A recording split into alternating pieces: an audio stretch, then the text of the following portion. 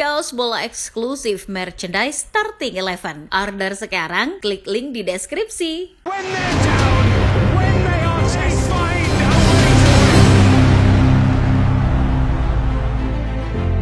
Sebentar lagi wakil Inggris dan Belanda bertemu di Liga Champions musim ini. Dua klub itu adalah Arsenal dan PSV Eindhoven.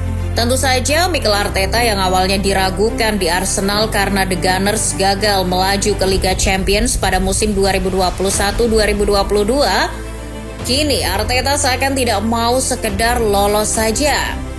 Lebih dari itu, Mikel Arteta punya kesempatan untuk memutus rekor gugur di fase knockout yang lekat sekali dengan Arsenal. Melawan PSV, tim yang selalu mengaku calon juara Liga Inggris itu memang diunggulkan. Tapi apakah mungkin dengan kondisi lini depan yang tumpul, Arsenal mampu memetik kemenangan? Belum lagi yang mereka akan hadapi itu juara Eredivisie musim lalu. Gak seperti Arsenal yang statusnya cuma calon juara saja. Well, sebelum membahas lebih lanjut, yuk subscribe dan nyalakan notifikasinya agar tak ketinggalan video terbaru dari Starting 11 Story. Kita flashback 23 tahun lalu di mana Arsenal masih diperkuat legendanya Thierry Henry. Kala itu Arsenal melaju ke Liga Champions di musim 2002-2003. Arsenal harus berhadapan dengan PSV kali pertama di fase grup. Di pertandingan kedua fase grup A itu, Arsenal menang telak atas PSV Eindhoven 4-0. Gilberto Silva sudah merobek gawang PSV bahkan ketika laga baru berjalan semenit. Lalu disusul Lundberg di menit ke-66. Masih belum puas, Thierry Henry mencetak brace. PSV meski bermain di kandangnya sendiri dibuat tak berdaya oleh sang tamu. Kala itu di bawah asuhan Arsene Wenger, Arsenal jadi tim yang sangar. Menang telak atas wakil Belanda itu bahkan dicatat dalam sejarah sebagai kemenangan terbesar Arsenal di Liga Champions. Seiring berjalannya waktu hingga sekarang, pertemuan Arsenal dan PSV sudah terjadi 8 kali di Liga Champions. Meriam London memenangkan pertandingan sebanyak 3 kali. Klub yang sekarang dilatih Mikel Arteta itu hanya imbang sebanyak 4 kali dan kalah sekali dari Boren. Tapi bukan berarti PSV tak sanggup mengalahkan Arsenal.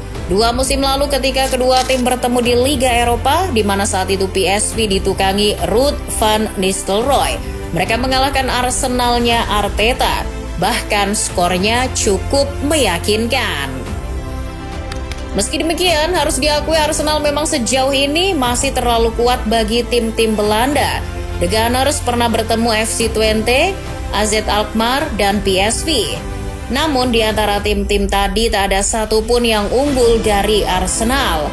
Satu-satunya tim Belanda selalu membuat Arsenal kesulitan adalah Ajax Amsterdam. Tim yang menelurkan Patrick Kluivert itu 2 kali mengalahkan The Gunners. Sedangkan Arsenal baru sekali menaklukkan di Golden Zone. Lebih banyak dari 6 pertemuan keduanya berakhir seri. Tentu saja Arsenal masih terlalu kuat buat PSV. Namun PSV juga pernah memetik kemenangan saat melawan Arsenal.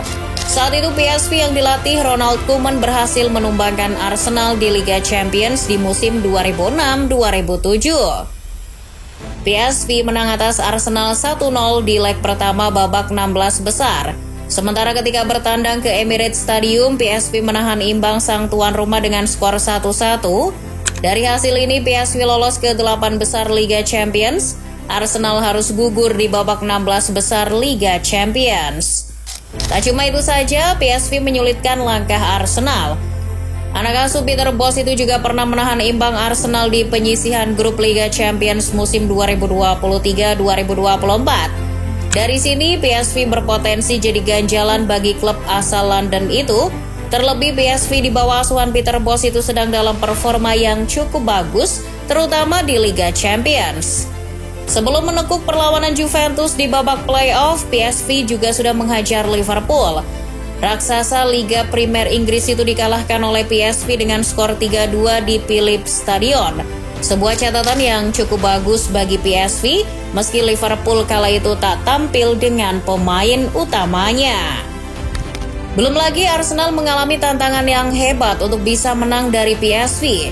Sebab beberapa dari pemain Arsenal sedang cedera, Arsenal terancam tak bisa memainkan striker gacor mereka Gabriel Jesus, Bukayo Saka, Gabriel Martinelli, dan Kai Havertz yang sedang mengalami cedera.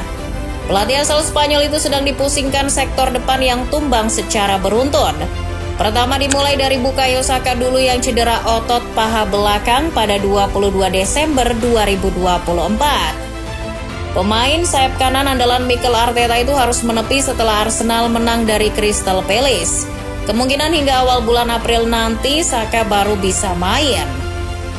Lalu giliran penyerang tengah mengalami cedera.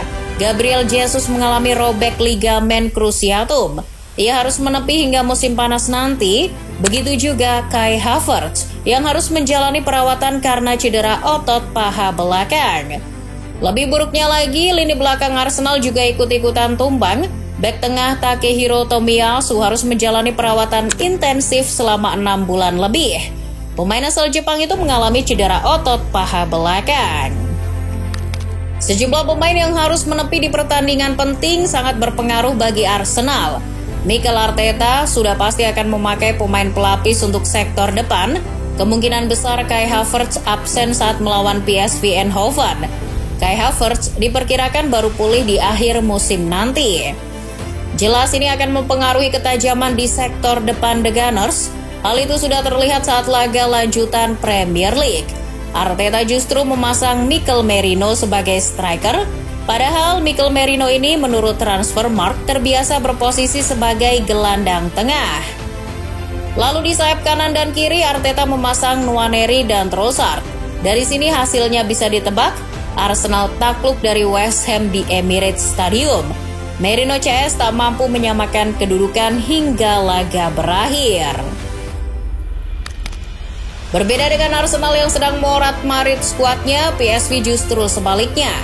Bek kanan PSV Eindhoven Sergino Dens diprediksi sembuh pada 1 Maret 2025. Kembalinya Dens ke skuad jadi kabar gembira bagi fans Boran.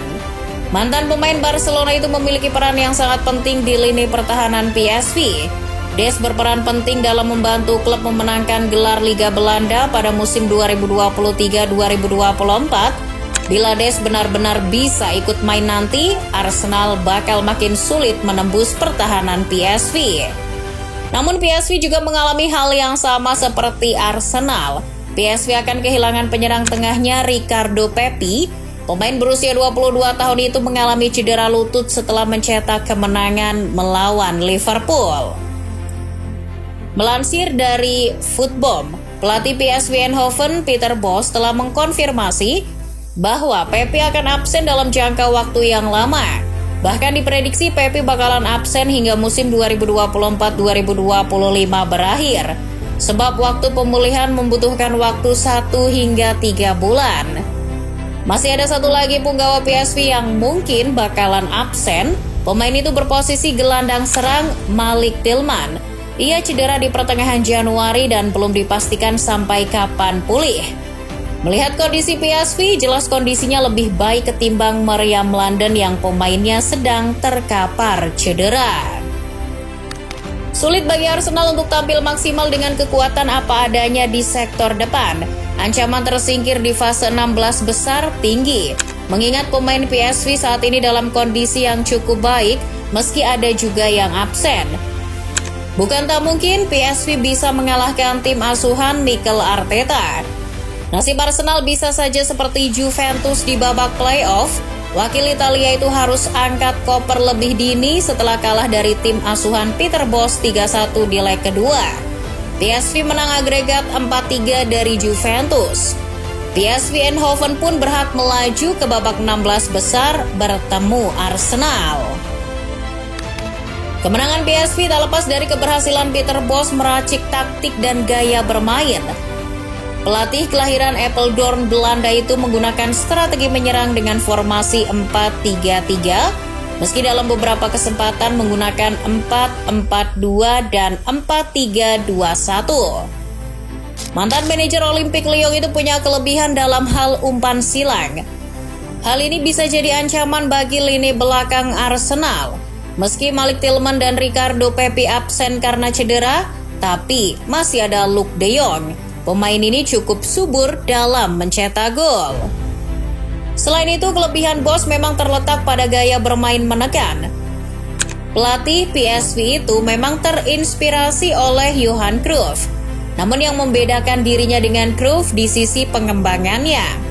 Karena termasuk murid Cruyff, tentu PSV bermain dengan penguasaan bola tinggi. Umumnya taktik ini rawan serangan balik.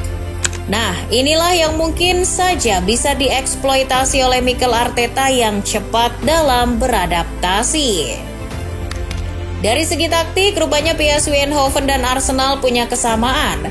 Arsenal di bawah kepelatihan Mikel Arteta juga suka dengan gaya menyerang.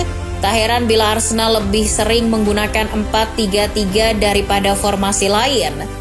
Namun, meski terpesona dengan gaya menyerang, Arteta cukup pintar dalam beradaptasi. Sistem pertahanan yang dibangun Arteta cukup efektif.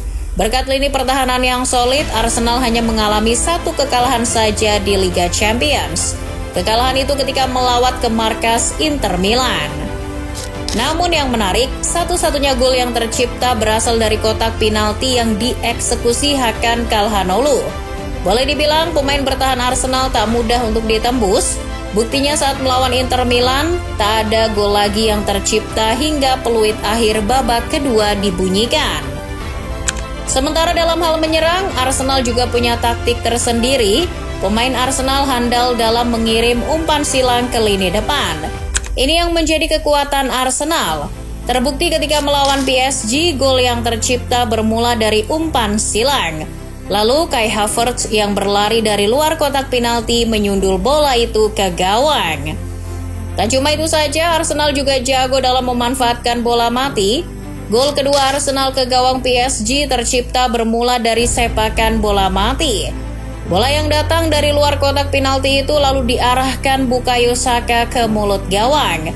Jadilah Mikel Arteta mempencundangi seniornya Luis Enrique dengan skor 2-0.